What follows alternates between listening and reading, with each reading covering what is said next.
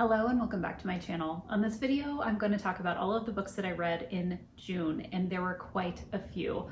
I think I may have even tied my record for most books read in a month at 40 books read in the month of June. And there were some really good ones in there. All I can say is summer reading is the best reading in my life. And so I end up reading a ton. And I had a week off in June, which definitely contributed to my time for reading. So without further ado, here are the books that I read in the past month. The first book I read was one called Rootbound by Tara DeWitt, and this was a new author for me. This was somebody that I stumbled across on Kindle Unlimited that a lot of people had been saying good things about. And this is basically the story of a woman who is post-divorce and is kind of trying to get her life back together. You know, she's a photographer, and then she ends up having a relationship with someone and is also kind of trying to heal a rift in her family as well. I really enjoyed this book. I would definitely pick up another one by this author, and it was a great way to start the month. Then I picked up a book called Wayward by Amelia Hart. And this is a book that has kind of multiple storylines focused on both kind of historical storylines and present day storylines. And it all centers around a particular house, kind of this old, kind of crumbling house. And there's a woman in present day who runs away to this house. It was kind of her, I think her great aunt's inheritance to her. And she's running away from a domestic violence situation. So trigger warning for domestic violence with this particular book. And she ends up going to this house as a way to kind of hide and heal, you know, from the situation. And then it kind of goes back in time to other storylines, including storylines of a woman who is being accused of being a witch. And then also storylines of the great aunt who is living in this house as well. Listen to this on audio, completely loved it, would highly recommend. Then I picked up Katherine Center's The Bodyguard as I continue to work my way through Katherine Center's backlist. And this is a story that is slightly unbelievable about a celebrity who is basically hiding the fact that he needs a bodyguard from his family. And so she decides to be his fake girlfriend when he goes home to visit his family because his mother is ill. And of course, you know, they end up falling in love. And I think that this is one of those, there's definitely kind of a trope in romance of kind of like celebrity romances with quote unquote like normal people. And this falls into that category. But I really enjoyed it. I think Katherine Center's work is really great. And I've always appreciated her storylines and how she frames them. Okay, then I picked up Gabrielle Zevin's Tomorrow and Tomorrow and Tomorrow. I think in a previous video, I referred to this person as Gabriel, not Gabrielle, so just note Gabrielle Zevin.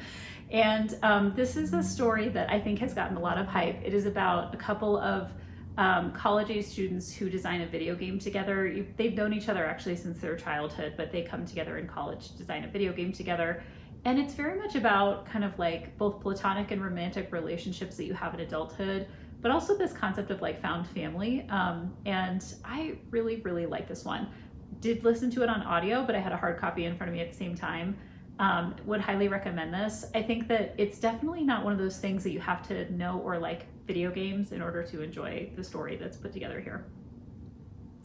Then I picked up another Katherine Center called Happiness for Beginners. I fully admit I picked this up because it's being adapted into a Netflix film, and I wanted to watch the Netflix film after I had read the book. And so this is basically the story of a woman also recovering from a divorce. So that's another story on my list for this past June. And she basically goes on this kind of like really intense hiking trip. And when she goes on this trip, she doesn't realize that her brother's best friend is also going on this trip. And he has had kind of a crush on her as like the older sister.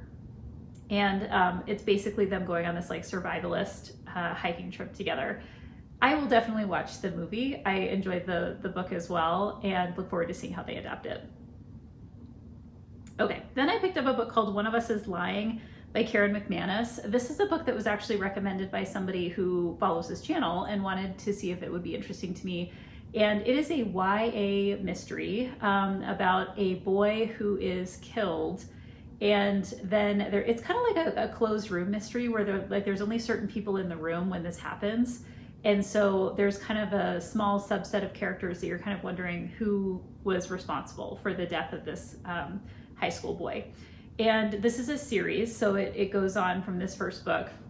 I will say it wasn't that far into the book that I kind of figured out the twist that happens at the end of the book, but I still enjoyed it, and I thought it was actually like a really somewhat creative twist. I mean, I don't know that everyone would have been expecting it, and I might pick up others in this series. Like, I'm kind of curious to see where it goes. All right, then I picked up a book called Romantic Comedy by Curtis Sittenfeld. This is a book that's been getting a ton of buzz, and I didn't really know much about it other than it takes place in kind of a setting that's like kind of a Saturday Night Live comedy, actors and writers. And there's obviously a romance, you know, that happens. This is a romantic comedy, as the title suggests. It has a COVID-19 pandemic subplot, I guess you could say, or like it's like involved, like this is part of the storyline and the timeline of the book, is that it takes place partly in the pandemic, which I wasn't really expecting, and it kind of threw me off. I don't know, I guess the books that are starting to do that, I have kind of a hard time with some of them because I feel like we're not that far out from the situation. This is a book that I would say other people have loved. It wasn't quite for me. I probably gave it like 3 stars, which means it was fine, but it wasn't like blowing me away in the descriptions that other people have been giving. All right, then I picked up a nonfiction book called Deep by James Nestor. And this is a book that is about free diving and people who basically do deep diving underwater without the support of oxygen. And it is incredible to see the kinds of things that they can do. I listened to this book on audio. I found it fascinating. I probably would listen to it again just because there was a lot of really interesting information that he was sharing about this particular kind of like science and what we know about how humans basically can survive underwater for longer periods of time than most of us might think. All right, then I picked up Emily Wilde's Encyclopedia of Fairies. This is the first book in the Emily Wilde series by Heather Fawcett. And what a charming book. This is basically about an academic who studies fairies and has, like, I would say she's a little bit uptight, you know, like, and then she goes on a trip to study fairies, and an academic colleague is also there, and she gets very, I would say almost like flustered because, you know, this is someone who is very different than her kind of personality wise. And so they end up kind of developing a bit of a relationship when they're on this trip. I don't want to go too much further in the description because I feel like it could give things away relatively easily, but if you're looking for kind of like a cozy fall read, this is definitely one that I would put on your list. And I think there's a second book, if it's not already out, it's coming out soon. Okay. So then I picked up a book called The Twyford Code by Janice Hallett. This is actually a book I had started, I think, a couple of months back, and I hadn't finished it yet. I started it when I was on jury duty, and so I wanted to pick it up and finish it so I could return it to the library. And Janice Hallett also wrote a book called The Appeal, which I had read previously, and she often uses like different mediums in her writing that are kind of creative. So in The Appeal, it was like all email based. And in this particular book, it was audio files, and the audio files were being transcribed basically like as the person who was transcribing them was hearing them. So there were like misspelled words, and the person was kind of like trying to understand what this person was saying, but isn't always getting it right. And so you have kind of these interesting layers of that in the text, in addition to kind of just trying to figure out what's going on in the story. And basically the concept of this is that there's some kids who are in school together, they're kind of like in high school together, and their teacher goes missing. And when one of them comes into adulthood, he wants to find out what happened to this teacher. And he thinks that it's tied to this novelist's work and that there's a code in the novels. And so there's all these like layers within this book that I actually thought was really kind of fun. So I enjoyed that one a lot. Okay, then I picked up Becky Chambers' To Be Taught If Fortunate. And I picked up this book, it's actually kind of a novella, it's relatively short, I think it's 150-ish pages. I picked it up because somebody said, if you like Project Hail Mary, you will like this book. And I loved Project Hail Mary by Andy Weir, and so I was like, okay, let me like try this out. Becky Chambers is an author I have read before. She typically writes kind of like shorter fiction novellas, and I had picked up at least one of her books in the past. And I actually really enjoyed this. I thought it was very well done. And actually I had somebody reach out to me who was like, you know, tell me why you like this, because I didn't like it as much when I like put my rating on Goodreads. So I feel like it's not for everyone, but I liked it. I thought it was really interesting and creative. It's basically about a crew of astronauts that are going around to different planets and definitely further into the solar system than we can go right now. So they're encountering different species and things like that as they're traveling around. Okay, then I picked up a book called Shady Hollow by Juno Black.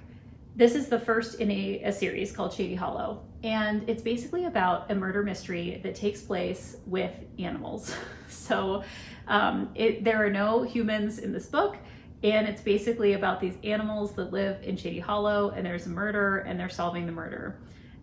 Very cute, very cozy, you know, if you're into cozy mysteries. This is one that I could see some people just absolutely adoring and loving. A great cozy mystery for the fall. Again, for me, like, this isn't typically the kind of thing that I read. I'm not a huge cozy mystery fan. And so I thought it was fine, but it was one of those that didn't quite hit for me in the way that I think it's hit for other people. Okay, then I picked up Sarah Adams' Practice Makes Perfect. This is the second book in her When in Rome series. When in Rome, which is the first book in this series, wasn't my favorite. I thought it was okay. It was kind of a small town romance. It was one of those like celebrity with a normal person romances, because the main character in When in Rome is a singer, like a very famous singer who ends up falling in love with a person in this small town. Practice Makes Perfect is about the sibling of the man that the singer falls in love with. So it's like, it's taking another character within the small town. And the person that she is kind of fake dating in this, it's a fake dating trope romance, is the bodyguard of the singer. I will say, you know, the first book I was like, I'm not really sure, but you know, everybody's kind of, you know, the second book just came out, let me try this. And I loved the second book. I feel like it just needed to kind of like have the first book was kind of like the setup of some of these characters in the town and what's going on. And the second book hit way better for me in terms of just kind of like the way that the romance was kind of set up. And I just really, really enjoyed it. I tend to like romances that are a little bit like opposites attract, and that was definitely what was happening in this book. So I would definitely highly recommend this. And if you want the setup of the town, I think you could read book 1 first. If you are, you know, wanting to go straight to book 2, based on my recommendation, you probably could get away with doing that. They're not meant to be standalones, but I think you could do it if you wanted to. All right, then I picked up the latest book in the Ruth Galloway series. It's called The Last Remains, and this is by Ellie Griffiths. This is a series that has been beloved to me for a long time. It's basically about an archaeologist who teams up with a detective in a small town. When there are bones found, she is often brought in to kind of see the age of the bones and whether or not it's kind of a cold case or whether it's something that's more contemporary. And the characters over this series develop together over time. So there are relationships that start and end, and there are children that are born and grow up, and you kind of get to know these different families that are in the series. And I love how this series has developed over time. This is probably one of my favorite mystery series, so it was really fun to read the most recent one. Okay, then I picked up my Alphabet Challenge book, The Deluge by Stephen Markley. This book is roughly 900 pages long, and definitely got it on audio. That was going to be kind of my primary way of getting through such a lengthy book in a relatively short period of time. And this is a book that falls into the category of cli-fi, or climate fiction. And I haven't read a ton of books in this kind of subgenre, but I was definitely intrigued by it. It was blurbed by Stephen King. I can totally understand why, because I feel like Stephen Markley's style of writing, where he kind of jumps in between different characters and has this kind of very lengthy narrative that he's unfolding over time, very similar in some ways to what I've seen Stephen King do. Last year I read The Stand, you know, so kind of, I get it. I understand the connection between the two. I will say this book is bleak. This is how I've been describing it to people. It's like bleak with a capital B, because it's basically about how the world is going to change if we do nothing about climate. And there will be significant things that will happen, including rising water levels and more dramatic weather events and things like that. And there is a series of characters throughout this book, including people who are kind of like climate activists, politicians.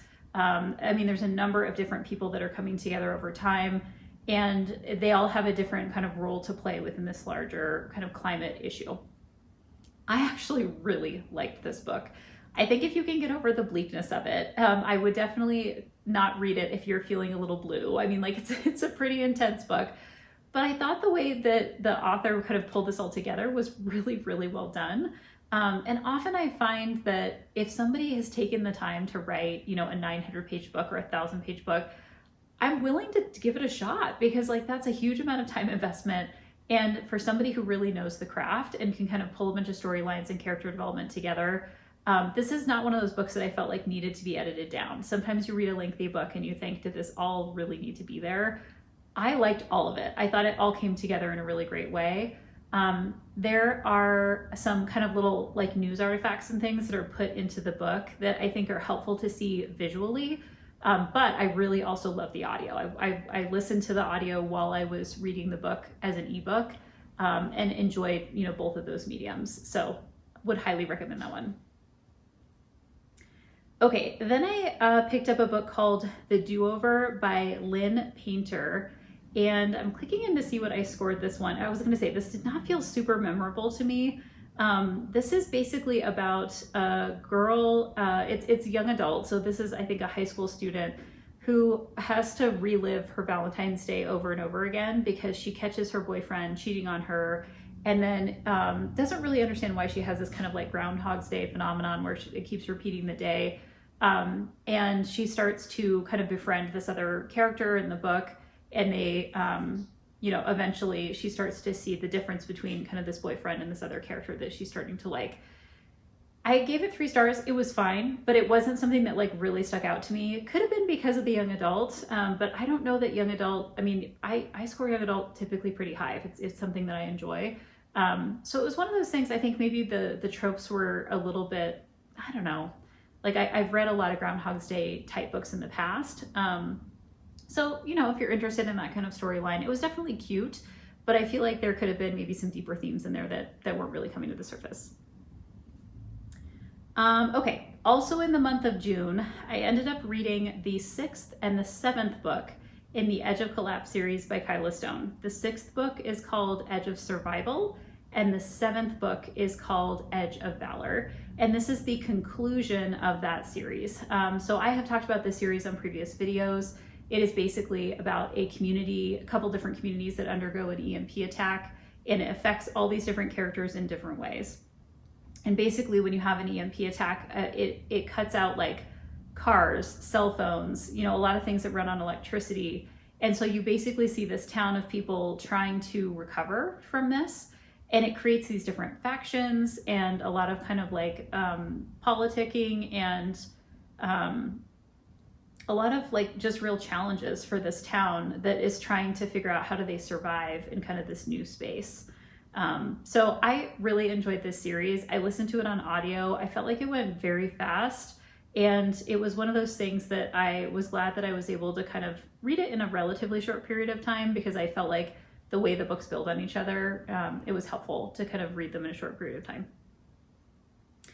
Okay, then I picked up another alphabet challenge book called The Diamond Die by Kate Quinn.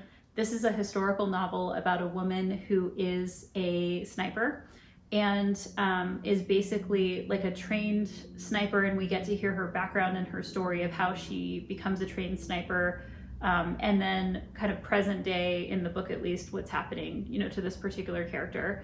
I have read one other, I think, Kate Quinn in the past, The Alice Network. Maybe there's a second one that I've read, I can't remember, but I loved The Alice Network. I thought it was really good.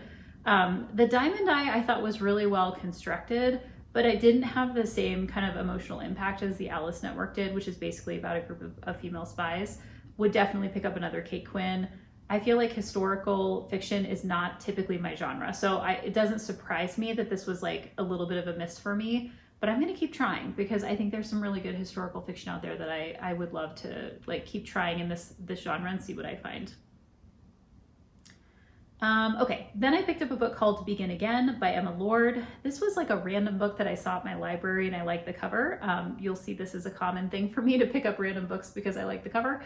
And this is basically a story about a girl in college who is partnered with like a boyfriend that she's been with for a while. And she goes to this particular college because her mother went there. and her mother did this like underground radio show, and she finds a way to kind of get involved with this underground radio show. So it's basically the story about like her trying to figure out her relationship with this boyfriend who's maybe not quite the right fit for her, and her kind of understanding her mother's legacy, because her mother is now deceased, and having a relationship with her father, which has been, I think, kind of estranged a little bit because of the mother's death. And so it's a little bit of like coming of age, where this person is really kind of growing into like who she is and what she wants to be. I really liked it. So that was a fun one to check out. Okay, my next Alphabet Challenge book was called Deadly Waters by Dot Hutchison. I had read another series by Dot Hutchison that I like stumbled across, which was basically a multi-part series about a serial killer that was kidnapping women, and I loved it. It had a lot of like interwoven storylines with different FBI agents, and I thought it was really fascinating. This book is about basically a series of deaths. I won't even call them murders yet, but basically there are college-age men that are going missing, and these college-age men have reputations for taking advantage of women, and they end up being found after being eaten by gators. This is happening in Florida. And so there's a couple of college-age students who are kind of connected to this particular thing because they know the detective that's working on the case. And there's some question about, is one of them the person who's actually doing it?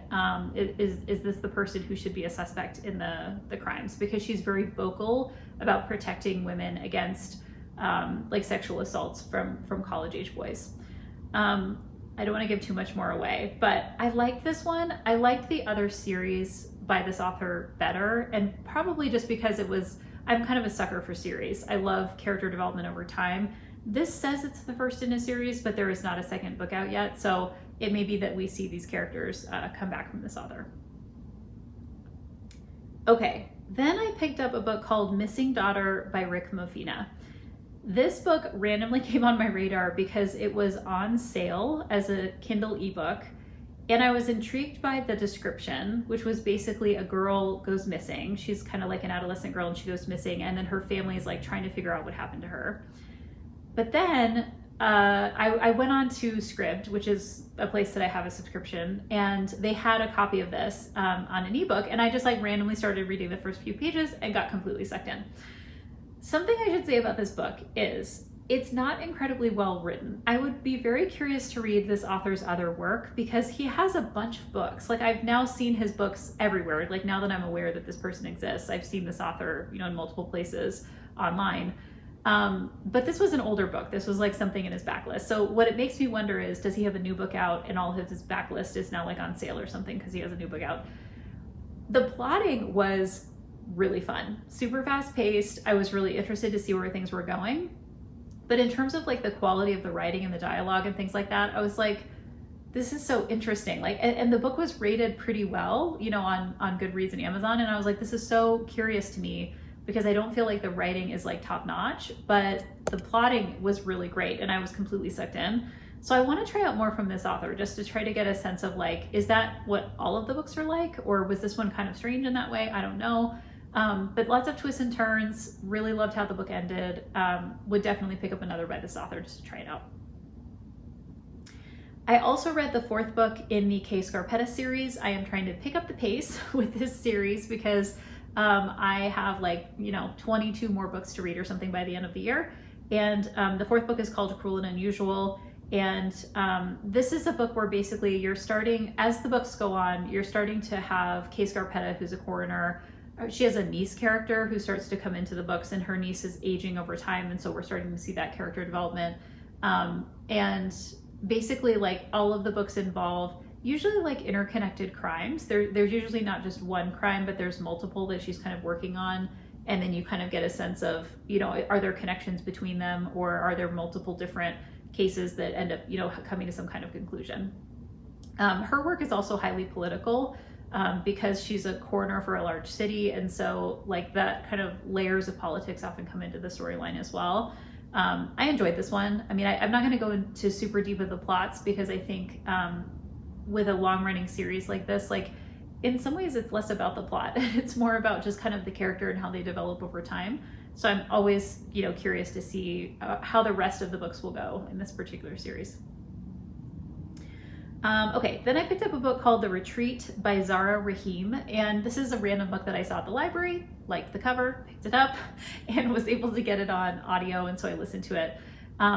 And I actually really, really enjoyed this book. It's basically about a woman who thinks her husband is having an affair, and she has kind of a estranged relationship with her sister, but she like pulls her sister into this situation where they're like investigating this to some degree, and the person they think he's having an affair with is a yoga instructor, and so they go on this yoga retreat where this instructor is going to be, so that they can try to like, I don't know, it's unclear if they're just trying to learn more, if they're trying to like sabotage what's going on, but it just kind of has, I don't know, like despite the kind of heavy, content of this woman being concerned about her marriage, there's also kind of a lightness to it because of the sisters and how they're engaging with each other. And there's also another layer of like they're mourning the loss of their mother, which was in part, how they became estranged, and kind of trying to understand their parents' relationship because their father left their mother, at a very young age. And so there's these other kind of familial layers in there too. Really enjoyed it, would totally recommend it, and would also read, other books by this author in the future. Okay, then I picked up another book called Dear Wife by Kimberly Bell. Now, I picked up this book in part because I had this alphabet challenge in June of D books, and I realized that one of the books I had chosen was a Kindle Unlimited book and not one that I owned. And I'll get to that book in a second because I also read it, but I was like, let me replace that book with a book that I actually own, which is why I replaced it with Dear Wife. And this is basically a book about a woman who is running away from her partner who is, it's a domestic violence situation, and so she's trying to get away. And then there's also another storyline of a man whose wife goes missing, and there's like a detective trying to figure out what's going on with the missing wife, and you're pretty sure that the woman who's run away and the wife that has gone missing, that they're not the same person because they don't have the same name. But you're a little bit, confused. You're like, what exactly is going on with these kind of like alternating storylines? I was able to figure this out about halfway through, but it's got kind of like an interesting premise in terms of the puzzle, that you're kind of trying to figure out as a reader. So I enjoyed it.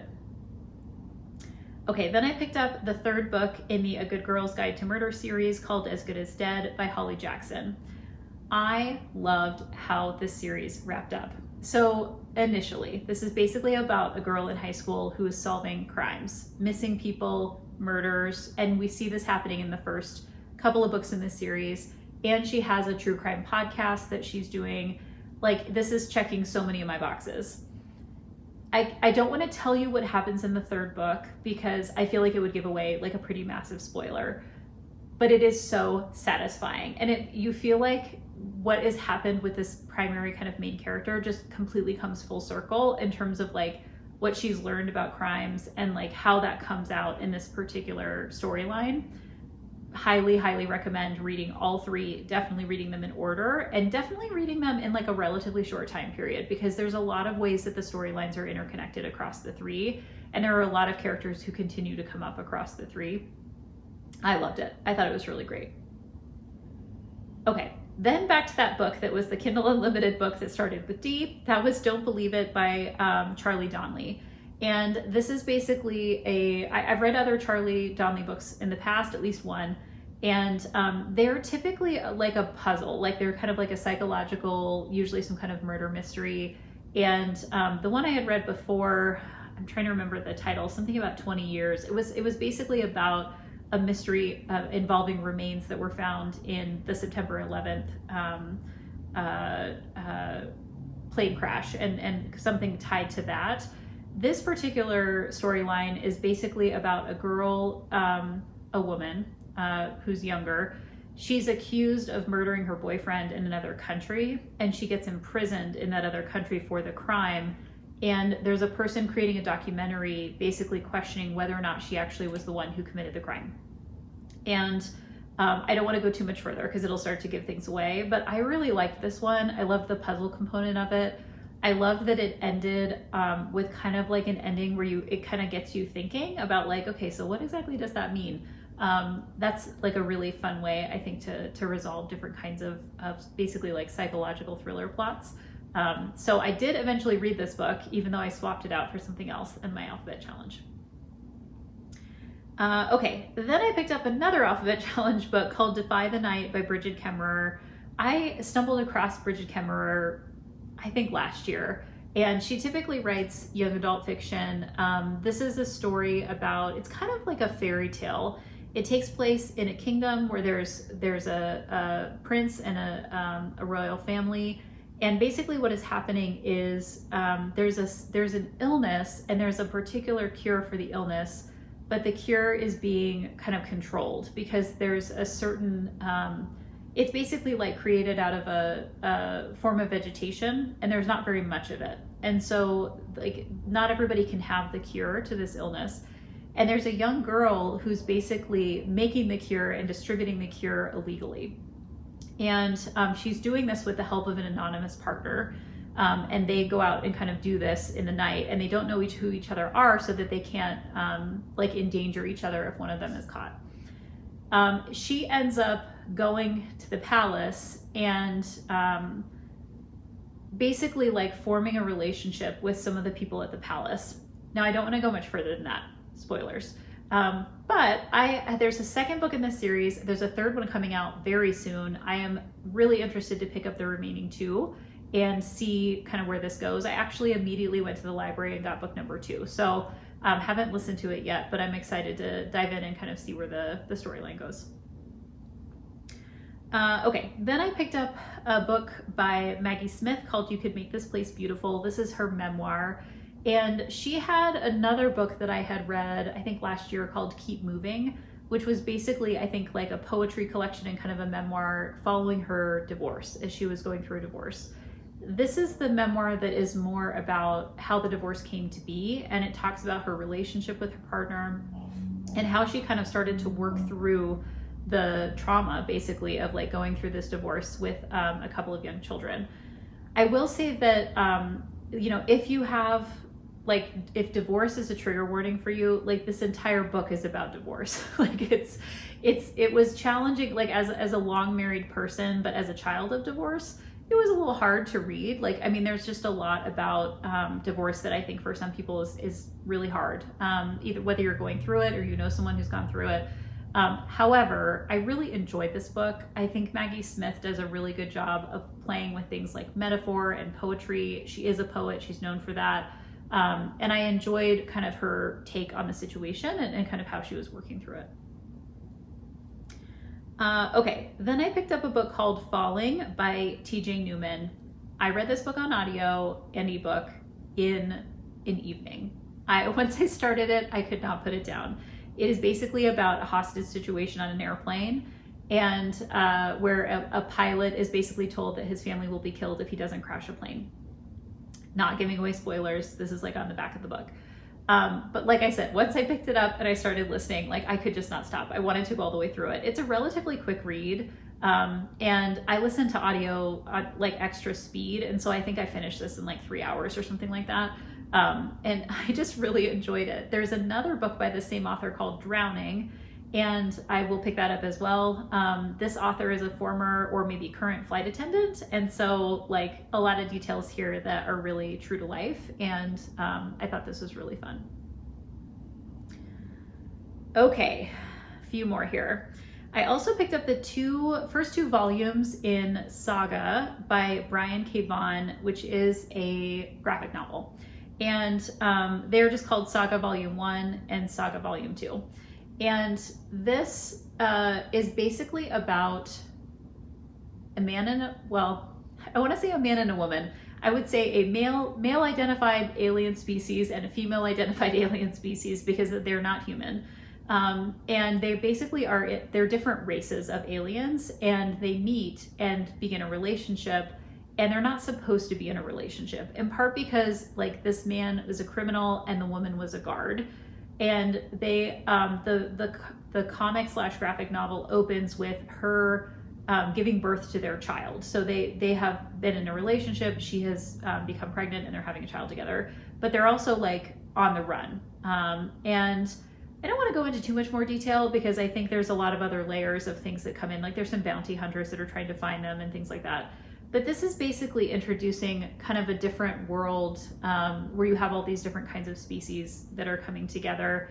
And it's told partially from the story of the child. And so you get kind of that other layer of that perspective. I will say I'm kind of getting into graphic novels a little bit more just because I come in and out of like being curious about them. I don't really follow anyone. There's maybe a couple of authors I know that I've read multiple of their graphic novels, but this is not something that I know a ton about. And so when I seek out a graphic novel, it's usually because somebody else has talked about it, or I may go into the graphic novel section of my library and just like browse and pick up random things that I think are kind of interesting. And this one fell into the category of like, it popped up on my radar, somebody was talking about it, and I had heard about it before. This author is also known for another series called Why the Last Man, which I had read previously, like years and years and years ago. And I will say I felt satisfied after the first 2 volumes of Saga. There's like 12 or 15 volumes in this particular like run of comic/graphic novel. And I don't know that I need to go further. I felt like I was like, okay, I get it, and it's kind of interesting. But ultimately didn't feel like I needed to finish the series. Okay. Then I picked up a book called Today, Tonight, Tomorrow by Rachel Lynn Solomon. I have read a couple other books by this author. One of the things I appreciate is she does a really nice job of representing mental health issues in her books. But this was a really fun book that if you are familiar with the teenage film Can't Hardly Wait, which was like a 90s film about high school students as they're like closing out their high school career, this book very much had Can't Hardly Wait vibes. So it's basically about a teenage girl and a teenage boy, and they've been kind of like fighting each other their whole high school careers to become the valedictorian. So they've been at war with each other, basically, like academic war with each other. And they have this like final night where they're sent on this kind of equivalent of like a scavenger hunt. It's like a senior night kind of thing. And they decide to team up together to try to like beat everybody else. And then it will be just them against each other as the night is kind of closing out. And of course, you know, they start to get to know each other in a deeper way and feelings begin to emerge. I loved Can't Hardly Wait. It's like, I thought it was a great movie. So this book I really enjoyed, and I like this author just overall. So definitely one of those YA novels that I rate more highly, and really enjoyed kind of the intricacies of what this author was doing with different elements of this like scavenger hunt and deepening the relationship between these two characters. Okay. Then I read over a series of multiple days, The Way of Kings, which is the first book in the Stormlight Archive series by Brandon Sanderson. I thought this book was so fun. I am just super into long books these days. I think you can do some really cool things with long books. This book is over 1,000 pages long. This is part of a series where there are 4 books that are over 1,000 pages and then a couple of novellas that are like 300 pages each. It goes like book 1, book 2, book 2.5, book 3, book 3.5, book 4. I will definitely be picking up book 2 soon. Hard to describe this, but I will say that there are alternating points of view. One of the points of view is of a man who's a slave. And so you're seeing kind of this storyline of him being a slave and the relationships that he's creating with other men who are in this slave situation with him. There's another storyline of a woman who is a thief, and she's trying to kind of like trick this person so that she can steal something, but we're not sure what she's trying to steal. So we're kind of learning about that over time. And then there's another storyline of kind of this royal family of like a king and his brother and his son. And eventually, and this, I mean, is not surprising in a 1,000-page book with multiple books in the series, all these storylines start to kind of come together, and you start to understand how they're related to one another. I will say it was very, very helpful. I listened to this on audio and I read it in front of me as I was listening. And I like to do that, especially with books that are kind of high fantasy, because when you're doing world building and there are like character names, place names, object names that you don't know what these things mean, and I need to see them like spelled, and I need to see them in front of me so that I can understand what I'm hearing as I'm reading it, because there's a lot of language that's unfamiliar. Versus like in a contemporary book, you don't necessarily have that. Like you understand what all the words mean, relatively easy to just listen and not read it at the same time. So I will definitely be reading all of these on audio and on ebook. I own them in both, and I will be kind of doing that as I go along. But I really found the storyline to be, one, engaging, which, you know, thank goodness for a 1,000-page book that I've committed to reading. I like that I actually enjoy reading it. I really thought that some of the things that were revealed toward the end of the book, where you start to kind of understand how some things are coming together, I really enjoyed that piece as well. I will say that with some of these books that are more complicated, I think it's really helpful for me, at least, to read them back to back. And so that's what I'm planning to do, is basically start the second one pretty much this next week. As I record this, I'm going to be starting it so that I can just make sure that I'm remembering the stuff from the first book, because there's a lot going on as I go into the second book. Really glad I started it. I would guess that this book is not for everyone, so I'll just put that out there. I feel like because I read last year Wheel of Time, and I kind of made the investment of like doing a massive world building over, you know, 14 books, thousands and thousands of pages, like that really prepared me well for pretty much anything that I could read that's high fantasy. Not to say that I always understand it 100% of the time, because I'll admit that I don't always, but it does give me a chance to kind of understand how world building works. And that was a pretty intense version of that in Wheel of Time. So I feel like that gave me more confidence as I was going into reading this other series. Okay, then I picked up William Landay's All That Is Mine I Carry With Me. This is a standalone book, but this is the same author that did Defending Jacob, which was made into an adaptation. And I watched the adaptation and I read the book. I really enjoyed Defending Jacob. So I was like really looking forward to this. This is basically the story of a defense attorney whose wife goes missing, and he has 3 children, and he comes under suspicion basically because the wife is missing. And this kind of shadow of suspicion follows him for decades. And later on in the book, this is not a spoiler, it's in the description, her remains are found like 20 years later. And I will say, I don't want to give anything away, I thought the author did some really creative things, and I appreciated them and thought they were interesting. Wasn't a huge fan of the ending. Like I wanted just a little bit more in terms of like how the author was wrapping this up. And I understand why the author, I think, did what he did.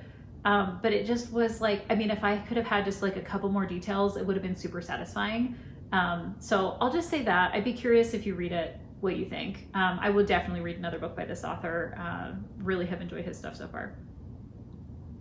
Okay, then I picked up a book called The Good Samaritan by John Marrs. This is one of his kind of psychological thrillers. There's only a couple more on his backlist that I have not read yet. And then he has a recent one called The Marriage Act, which I also haven't read.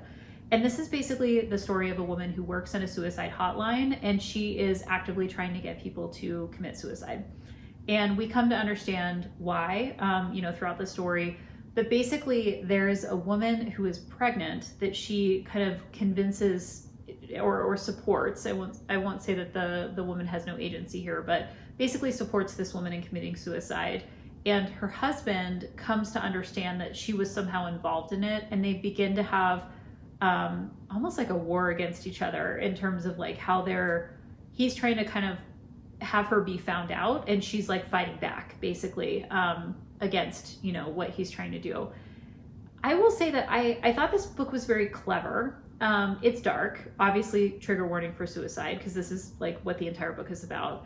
But I would say of all of the books of John Marrs that I've read, and I'm a huge John Marrs fan, this one is probably my least favorite. And I'm not even sure I can articulate why, other than I just wasn't super invested in the characters. I mean, maybe that's like the easiest way to say it. He's created other villains in other books that it's not like I was like rooting for them, but I kind of understood like where it was coming from. This one, I didn't feel like, I feel like the reveal for that maybe came a little too late in the book. And so I just wasn't feeling super connected to this kind of main character who's a bit of a villain. However, I have seen other people say that they loved this book and it's like one of their favorites of John Marrs. So If that is an author that you want to follow and kind of, you know, read through his backlist, you can pick this one up, see what you think. Okay, a few more before I round out June reading. I picked up a short story. It is called The Edens, a legacy short story by Daphne Perry. One of the most recent books in the Eden series has come out. I haven't read it yet. It's sitting on my Kindle. It's a Kindle Unlimited book, so I have it waiting in the wings. But this is basically a series of interconnected romance stories of a set of siblings that are in a family called the Edens. And in this particular short story, it's basically the story of their parents and how they met in high school, and then how they kind of came back together basically when they were college age. I think this was like 50 pages long. Count it as a book or not if you want to, but given that I read, you know, 2,000 page books over the month, I'm not going to be too precious about it. It's listed separately on Goodreads, so that's why it shows up on its own thing. But I do like, for these kind of series that I have read that have these like interconnected narratives, when they have short stories, I definitely include them in kind of my reading pathway of the series. I always find them to be kind of fun. All right, I also picked up the second book in the Atlee Pine series by David Baldacci. It's called A Minute to Midnight, and Atlee Pine is a FBI agent who has a twin sister who went missing when she was young. And basically the twin sister gets taken out of their childhood bedroom when Atlee Pine is there, and the killer like chooses between the two of them and ends up choosing the sister. This is something that comes up in book one, which I read earlier this year, I think. And so she is basically spending part of her adult life as an FBI agent trying to find her sister, trying to find out what happened, because remains have never been found. And so she doesn't know if her sister is dead, alive, and she thinks she knows the serial killer that did it. And so she like continually goes back to prison to talk with this man and try to figure out what happened to her sister. And then in the midst of this series, in each of the books, there's like these other storylines of crimes that she's trying to solve.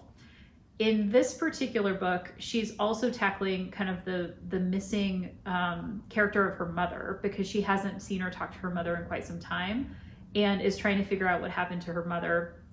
And so there's like a couple layers of what's going on. And then there's these other crimes that are happening that she's also trying to solve. Relatively complex in terms of plotting and characters. Would definitely continue reading this series. I think there's 4 total books in this series. I've already put the 3rd on reserve, so I can start to read that soon. But I really enjoy this. I haven't read a lot of David Baldacci, but I have seen his work for a long time, and I'm enjoying kind of digging into it. The last book that I read in the month of June is The Happy Life of Isadora Bentley by Courtney Walsh. And this is a book that I totally picked up because I love a neurodivergent main character. And I have enjoyed this in like Chloe Lisa's work, and there are other, the Bergman brothers and like various other things that I've been reading lately. And that was basically how this was described, is you have a woman who's a researcher, she's in an academic setting, and it's not kind of named, but she's basically autistic, and that's kind of like what is coming out over the course of the story. And the main character decides to follow this list of like 31 things that she sees in a magazine that are supposed to make your life happier. And so she starts to kind of do this experiment in her life that it has her living out these 31 things.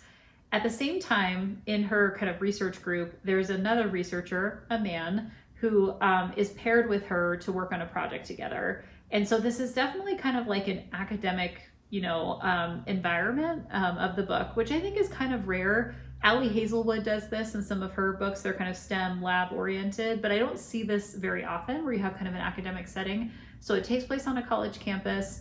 And there are a bunch of side characters that are completely charming. I basically listened to this in just a morning. And I loved the audio. I would definitely, you know, recommend that as a modality for this particular one. And I haven't read, I don't think, anything else by Courtney Walsh, but I know of other books that she's written that have been hyped and that I would definitely be interested in kind of picking up. So I will plan to do that in the future. So those are the 40 books that I read in the month of June. Some really good ones in there, and it makes me even more excited to dive into my reading list in the month of July. So stay tuned for my July TBR video, which is going to be up soon, talking about the books I hope to read in the upcoming month. And I will update at the end of that month about what I was able to read in July. Until then, happy reading.